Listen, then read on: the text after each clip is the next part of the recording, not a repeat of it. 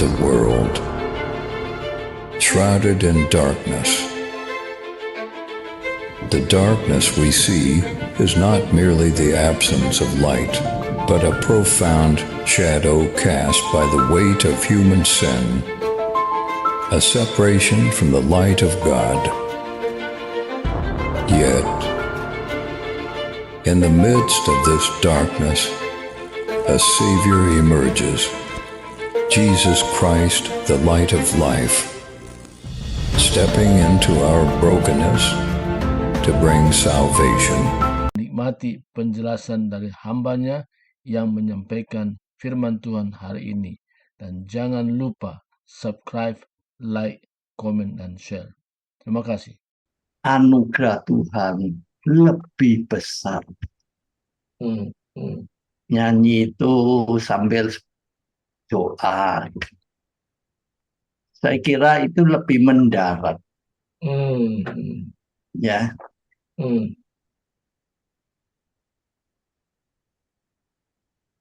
Saya pernah mendengar khotbah seorang pendeta ambil cerita itu Yesus waktu jalan banyak orang berdesak-desakan. Ada seorang wanita sudah sakit bertahun-tahun, nggak salah 12 tahun. Dia percaya dengan desak-desakan menjamah baju krit Yesus saja pasti sembuh.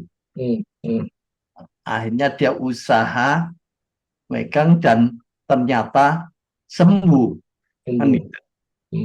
Nah, Yesus juga tahu seperti dia menoleh ke belakang. Siapa yang megang, yang menjamah itu bajuku?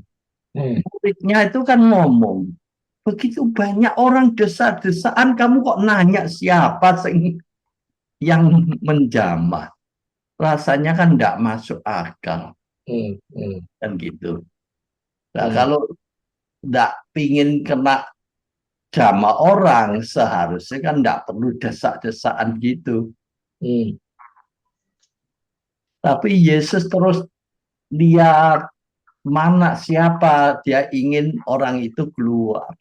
Akhirnya wanita ini terpaksa keluar, saya yang menjamah. Kan gitu.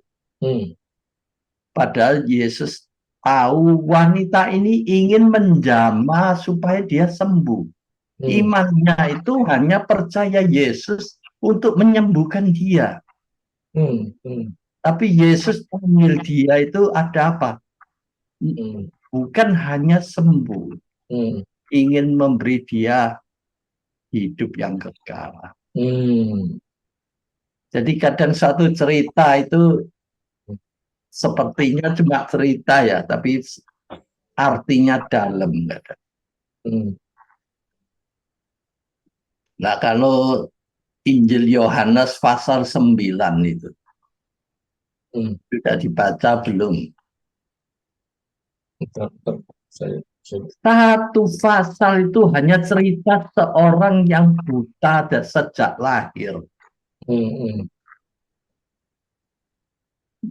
Nah, dia ketemu Yesus, entah ya apa ketemu, apa diantar orang atau bagaimana. Yesus tanya dia mau apa, katanya saya mau lihat mataku. Lalu Yesus tidak tahu ngapain, ludah ke tanah, ambil tanah itu dioleskan ke matanya. Itu artinya apa saya tidak tahu. Lalu suruh dia cuci matanya ke sebuah kolam. Nah, waktu dia pergi nyuci, dia matanya bisa lihat kembali. Wah, dia sukacita sekali, lalu bersaksi. Nah, yang di bait Allah panggil dia, tanya dia, siapa yang menyembuhkan kamu?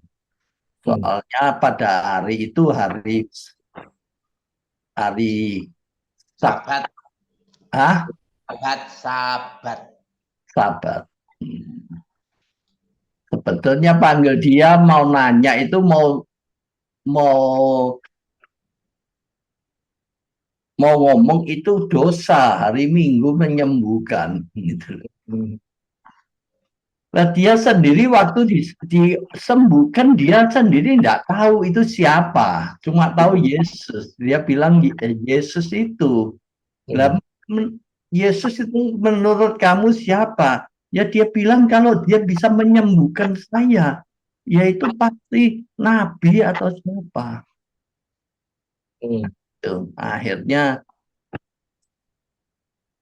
Akhirnya terjadi salah pengertian, dia diusir. Akhirnya Yesus mendengar itu, mencari dia. Ketemu dia, pertama tanya dia, kamu percaya anak Allah? Dia malah tanya, siapa anak Allah? Itulah. Yesus bilang, ya saya ini. Wah, dia baru mengerti yang menyembuhkan dia itu anak Allah. Langsung dia menyembah. Gitulah. Dari sini kita lihat proses imannya itulah. Dia percaya Yesus, tapi percaya Yesus pertama bukan sebagai anak Allah, bukan sebagai juru selamat, sebagai tabib. Makanya dia ngomong nabi, utusan dari Allah. Kan gitu. Ya. Nah, Yesus ketemu dia tidak ngomong banyak, kamu percaya anak Allah, langsung to the point. Mengembalikan dia. Akhirnya dia mengerti, lalu dia menyembah. Nah, ini iman dari iman yang sementara, akhirnya menjadi iman yang menyelamatkan. Gitu. Kalau kita tidak belajar kan ya sebagai cerita gitu ya. Ternyata itu kan juga suatu proses toh. Gitu loh. Makanya Pak Manat saya pertama dengar dia bilang, loh, Yesus menyembuhkan, Yesus memberi orang makan, Yesus melakukan hal-hal itu. Hanya satu kata saja. Tapi dia mau menyelamatkan kita. Yaitu dia harus nanggung dosa kita, mati di kayu salib, nyawa ganti nyawa, baru bisa menebus nyawa kita. Nah, itu sehingga kita harus hati-hati yang utama dan yang tidak utama. Hari ini kenapa banyak orang menjerumus ke iman sementara, yaitu merasa hidup ini yang utama. Padahal hidup ini hanya sementara. Toh. Yang kekal itu tidak dipikir yang sementara ini. Nah, hari ini banyak orang kan ngomong yang penting sehat. Lalu yang penting apalagi? Yang penting pinter, yang penting apa gitu. Loh, sebetulnya nomor satu yaitu hidup kekal. Ya. Itulah. Sehingga cerita apapun, masalah apapun, pertanyaan, apakah Anda sudah punya hidup kekal? Apakah Anda sudah anak Tuhan? Sekian tahun yang lalu, saya justru dengar rekan saya cara tentang doa. Semua orang doa. Iya, tiap hari doa. Doa kepada siapa? Kepada Tuhan Yesus. Tuhan Yesus apa mendengar? Oh, mendengar. Loh, Anda itu siapa? Kok dia mau mendengar? Kan gitu. Sering kita tidak pikirkan. Nah, dari situ muncul betul posisi kita sebagai anak itu sangat penting. Nah, kalau belum anak, lu yang dengar doa itu siapa? Kan gitu. Sama dengan kita. Kalau anak yang minta, pasti kita perhatikan. Bahkan belum minta pun kita perhatikan. Tapi yang datang kalau bukan anak, tidak kenal. Ini minta itu kan urusan apa? Kan gitu. Ya. Nah, ini harap dalam kehidupan mempertajamkan orang. Gitu lah. Saya sekian puluh tahun sebelum belajar ya cerita dengan seorang pendeta. Masalah kalau keluarga, masalah kalau terjadi percekcokan, perselisihan bagaimana? Saya bilang ya, pertama ya diinjili dulu, terima Injil ya. Nggak terima Injil ya, mana bisa selesai. Cara pendeta itu maksudnya ya dikasih tahu, nasihati. Saya bilang semua juga tahu kalau nasihat, tapi bisa lakukan nggak? Kan gitu. Ya. Nah, ini sering terjadi kayak di Cina barusan ini pasangan muda, ya 40-an tahun, anak 3. Loh, yang ingin cerai itu yang perempuan. Aneh gak? Kan gitu. Jadi kadang pergi barang ke luar kota dia enggak, ya sekarang dewek gitu loh. Nah, terpaksa akhirnya rekan saya khusus menemui dia, ceritain lagi. Padahal dia ya pernah belajar gitu loh. Akhirnya baru lebih sadar, baru kembali. Loh, semua apa yang diomong itu semua orang terpelajar itu ngerti, tapi enggak mau lakukan. Gitu loh. Makanya saya sering ngomong, kita ingin diberkati enggak? Kalau ingin, kawan kita itu mau diberkat Tuhan penuh. Lah cawan itu sudah penuh. Penuh apa? Sampah. Perlu dibuang dulu loh. Ya. Itulah. Seperti saya pernah ngomong, buang banyak, kita dapat banyak. Buang sedikit, ya dapat berkat sedikit. Nah, biasanya sampah paling banyak itu jengkel, wenci, nggak terima, kan gitu. Egonya itu. Nah, makanya saya bilang kalau Allah mau mengampuni kita, loh kita kok masih tidak mau mengampuni, menerima orang. Ya, padahal hutang kita banyak sekali dilunasi oleh Tuhan. Loh, orang lain hutang kita tidak banyak, malah ditagih terus kan gitu, seolah gitu.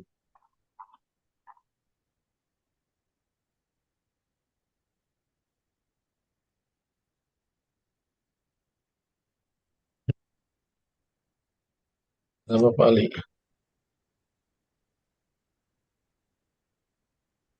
Ini sumbernya semua nanti menjurus ke hukum yang terbesar. Hukum yang terbesar. Satu mengasihi Allah, satu mengasihi sesama seperti diri. Gitu. Orang tidak mungkin mengasihi Allah. Itu tidak mungkin.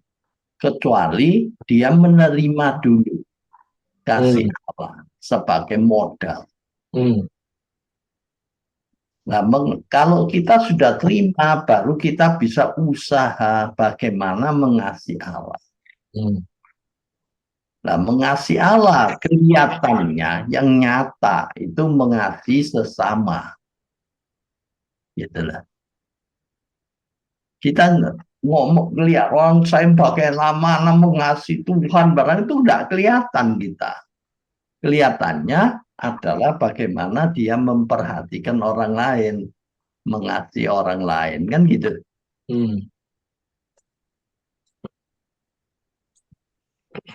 Nah, mengasihi orang lain seperti dirimu, diriku, itu yang perlu belajar mengasihi diri dulu.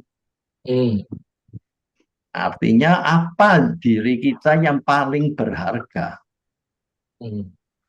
Dan gitu. Ya. Nah, yang paling berharga tentu nyawa loh. Tapi sering merasa uang paling berharga, kesehatan paling berharga, kan gitu. Menjurus ke hidup sementara lagi gitu.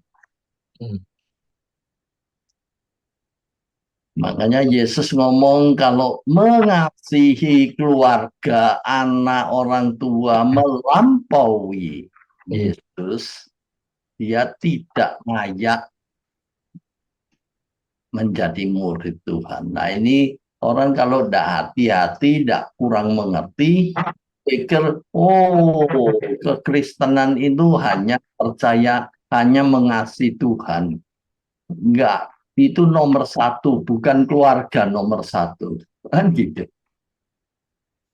Sering orang kan ngomong keluarga nomor satu. Kan gitu. Saya merasa kalau kita tidak bisa mengasihi Allah, sebetulnya kita tidak bisa mengasihi sesama. Gitu. Kalau kita bisa mengasihi Allah, baru bisa menggunakan kasih Allah untuk mengasihi sesama. Gitu. Jadi tetap yang utama tetap Tuhan. Karena kita yang utama saja tidak bisa, bagaimana sebetulnya bisa nggak kita mengasihi sesama? Kalau Tuhan yang berkorban untuk kita tidak bisa utamakan, lalu kita bisa dengan mengasihi sesama atau mengasihi keluarga dengan benar. Kan gitu. Mengasihi keluarga dengan benar itu juga harus keadilan. Kalau memang keluarga, anak memang salah, ya terus harus dihukum, ya harus dihukum, gitu loh. Nah, gitu kan tambah nakal. Makanya orang tua, anak yang ikut kakek nenek itu biasanya lebih nakal, lebih sulit diatur karena dibela kakek neneknya. Yang baik. Gitu loh. Ya. Nah, kelihatannya kakek nenek mengasihi cucunya. Wah, sangat mengasihi. Padahal itu juga menjerumuskan kalau tidak ada keadilan. Gitu. .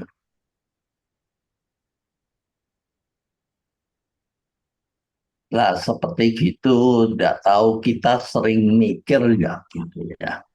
Hmm.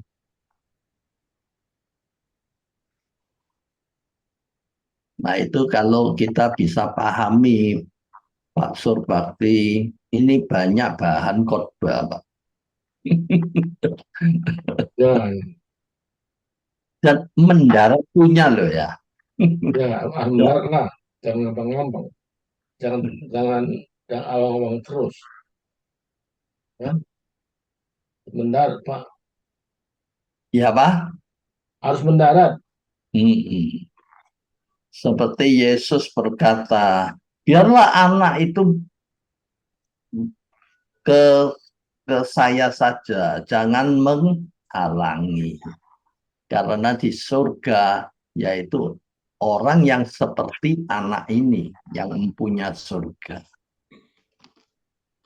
Itu maknanya juga dalam. Anak sifatnya lebih polos, lebih apa adanya. Justru Tuhan suka yang apa adanya kita ngomong. Gitu. Masih banyak tentu kelebihan anak. Ya, Nah, kedua, biarlah anak dibawa ke saya sini, kan dihalangi toh oleh muridnya. ya. Murid akhirnya dimarahi. Hmm. Itu artinya apa? Hmm. Kalau kita tidak membawa anak kepada Tuhan, sebetulnya kita itu menghalangi, Hmm. gitu loh. Hmm.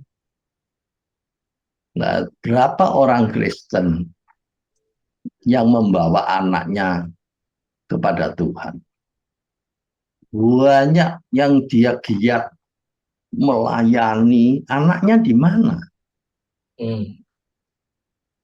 Sering ibadah saja mungkin tidak rutin, gitu loh. Itu tidak perhatikan kerohanian anak, gitu loh. Itu sama menghalangi, Hmm. kan gitu. Hmm. Ya, saya kira ngomongnya sudah banyak, prakteknya ada nggak? Sudah Saya, siap toh? saya terkesan Pak Ali waktu Ah, kita bincang-bincang sebelum apa betul hari Sabtu ya. Sabtu kan Pak Ali kan tegas sama sama oma-oma itu orang Batak, ya kan? Nah, dan dibiarkan aja dulu, jangan ditolong gitu ya. Nah, ya kadang-kadang oh, enggak, dan jangan tolong biar aja dulu. Ya kaget juga, kenapa nggak ditolong? Ini kan anak saya, kan? Nah, udah jatuh, timpa tangan lagi kayak sinjak lagi. Nah, tapi saya mengerti ya bahwa kerohanian itu yang utama, bukan bukan jasmania.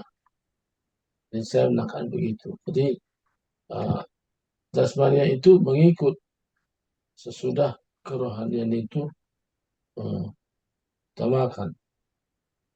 Saya teringat ya, hmm, anak terhilang itu nggak dicari bapaknya, tapi anak itu sadar keadaannya, dia mikir, "Oh, bapakku banyak tempat, banyak pelayan, makan banyak.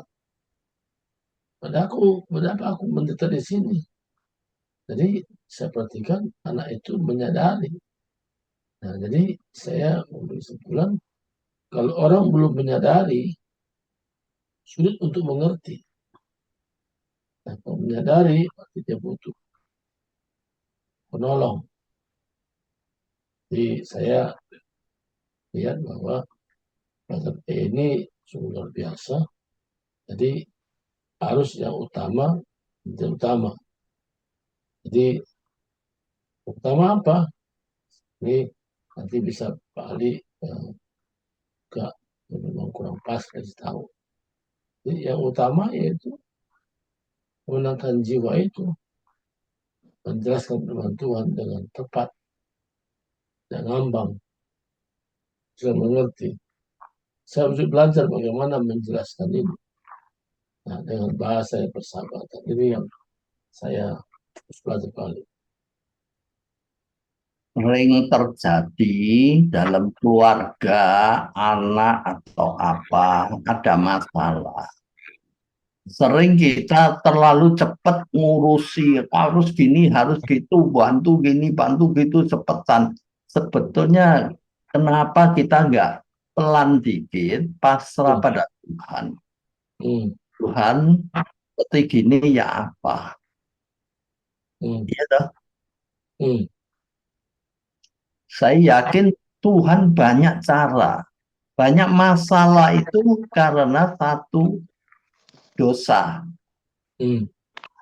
Perlu bertobat. Kedua, juga mungkin ujian dari Tuhan. Hmm. Dan gitu toh. Ya, ya. Nah, kita agak tenang sedikit biar Tuhan yang nunjukkan actionnya. Hmm. Gitu loh. Sering kita itu pesusu seolah kalau bukan kita siapa yang nolong. Padahal kita tahu kalau Tuhan menolong pasti lebih pintar dari kita toh. Ya, pastilah. Tapi kita kan sering nggak nunggu, cepet-cepet lakukan. Gitu loh. Hmm. Hmm. Itu sering kita salah langkah. Terhadap anak juga. Kalau ada masalah, bawa dia kepada Tuhan dulu, bertobat, ngaku dosa, mohon Tuhan tolong. Harusnya gitu. Kalau Tuhan tolong, itu jauh lebih baik, lebih besar dari apa yang kita bisa nolong. Gitu. Ya. Tapi sering kita kan akunya dulu maju. Hmm. Hmm. Hmm. Gitu loh. Ya. Seperti berapa hari lalu. Hmm. Itu dari Cina kan mau datang orang. Hmm. 27 November ini. Hmm.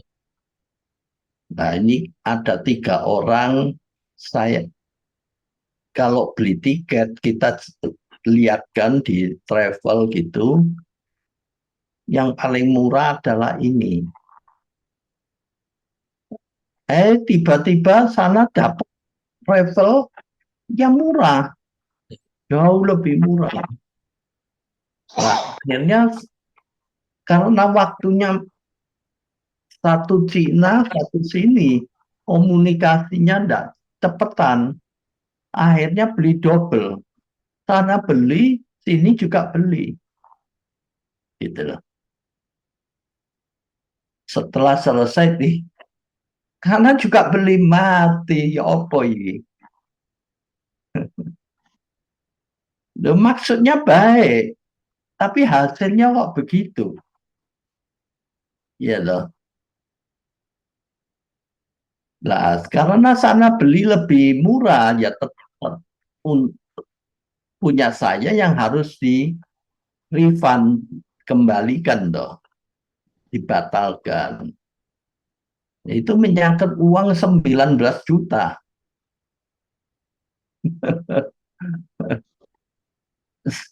Saya wis gak ambil pusing, doa dulu Tuhan kok bisa terjadi gini. Mohon Tuhan beri petunjuk, aku harus bagaimana. Wis tenang dulu lah, sambil ngajukan refund. Biasanya ditolak. Gitu loh. Ya sudah, wis mau tidur, wis ojo dipikir wis.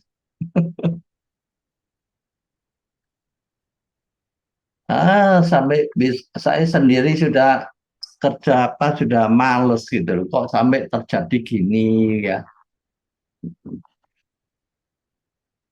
Akhirnya besoknya dikabari mantu saya. Oh, refundnya disetujui katanya. hanya kena biaya 3 orang itu 100 lebih sedikit ribu. Dari peristiwa gini saja kita lihat, kalau kita mau pasrah, sebenarnya Tuhan punya cara banyak. Dan saya yakin kalaupun ini tidak refund, tidak kembali, itu juga pasti Tuhan ganti. Gitu loh. Jadi perlu memang mengalami gini baru belajar ketenangan. Ya. Dalam hidup sebetulnya saya mengalami yang jauh lebih besar, ratusan juta barang dulu itu. Oh ya Tuhan ngatur semua, ya uang nggak kembali tapi Tuhan tetap jaga kita tidak kekurangan gitu. Nah, ini Pak Victor.